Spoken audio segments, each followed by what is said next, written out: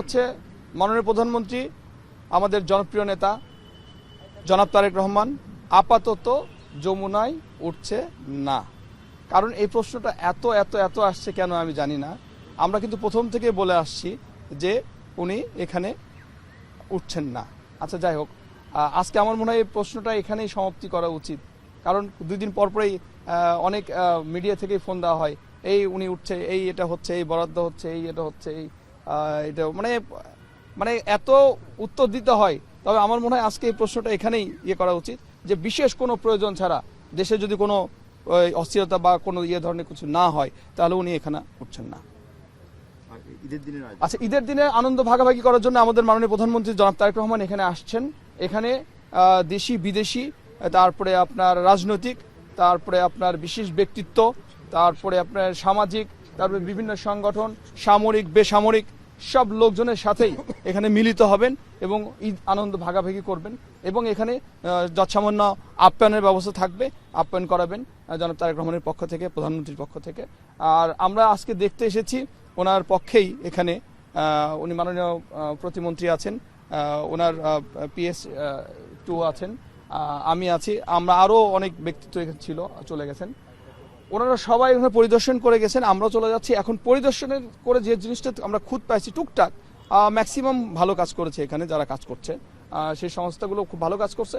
সেই খুঁতগুলো আমরা ধরে দিলাম এবং সেগুলো আবার নতুন করে যেন করে। যেমন কিছু জায়গায় ময়লা টলা এটি আছে। আপনারা জানেন যে একটি ক্লিন বাংলাদেশ গড়তে চাই, একটি ক্লিন বাংলাদেশ দেখতে চাই মাননীয় প্রধানমন্ত্রী জনাব তারেক রহমান। তা আমরা তার সঙ্গেই কাজ করছি এবং একযোগেই কাজ করছি যেন চতুর্দিকে পরিষ্কার পরিচ্ছন্ন থাকে। এটার উপরে আমরা আজকে বেশি জোর দিলাম আর কি। ঈদের নামাজ উনি এখানে 8টায় আসবেন, নামাজ জাতীয় ঈদগাহে নামাজ শেষ করে এখানে 10টা হবে আমাদের মূল প্রোগ্রামটা। এখানে ওনার পরিবার থাকবে আর রাজনৈতিক, তারপরে দেশি বিদেশি কূটনৈতিক সব ফ্যামিলিরা থাকবে। এখানে আনন্দ ভাগাভাগি করা হবে আর এটাই আর কি মূল উদ্দেশ্য আমাদের। ছোটখাটো বিষয়ে অনেক মনোযোগ রাখেন বা রাখছেন। গতকাল থেকে আজকে অনেক জায়গায় যানজট হচ্ছে, রাস্তাঘাটে যানজট হচ্ছে, ট্রাফিক পুলিশিং অনেক জায়গায় আসলে অনেকখানে ভেঙে পড়ছে। সেসব জায়গায় উনি কোনো নির্দেশনা? একটা জিনিস আপনাকে আমি বলবো, এটা সবার বুকে হাত দিয়ে বলতে হবে যে অন্যান্য সময়ের চেয়ে এবার কিছু ছোটখাটো অ্যাক্সিডেন্ট ছাড়া এটা আমার মনে হয় না এমন কোনো বড় ধরনের ভয়াবহ কিছু হয়েছে।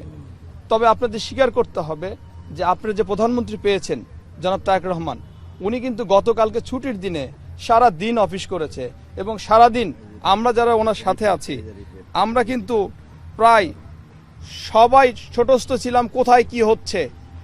এই কাজ করতে করতে আমি একটু ব্যক্তিগত কাজে একটু ওনার থেকে বিদায় নিয়ে ছুটি নিয়েছিলাম। 1 থেকে 1.5 ঘন্টার মধ্যে এসে আমি যে দেখলাম যে অনেক ছোট ছোট বিষয় থেকে শুরু করে অনেক বড় বড় বিষয় কিন্তু উনি নিজে নিজে ফোনে ফোনে করছে। যেমন বগুড়ার জেলা প্রশাসক মহোদয়, ওনার সাথে আমার গতকাল কথা হয়েছে। উনি হঠাৎ করে একটা কথা বললেন যে একটা বাচ্চা অ্যাক্সিডেন্ট করে মুমূর্ষ অবস্থায়, সে বাচ্চাটাকে দেখভাল করার জন্য যে রাষ্ট্রীয় প্রধানমন্ত্রীকে মানে ওখানে করতে হবে, ইনভলভ হতে হবে, এটা কিন্তু অনেকে কল্পনাও করে না। কিন্তু উনি নিজে ইনভলভ হয়েছেন, জেলা প্রশাসককে কল করেছেন, যথাযথ ডাক্তারকে কল করেছেন।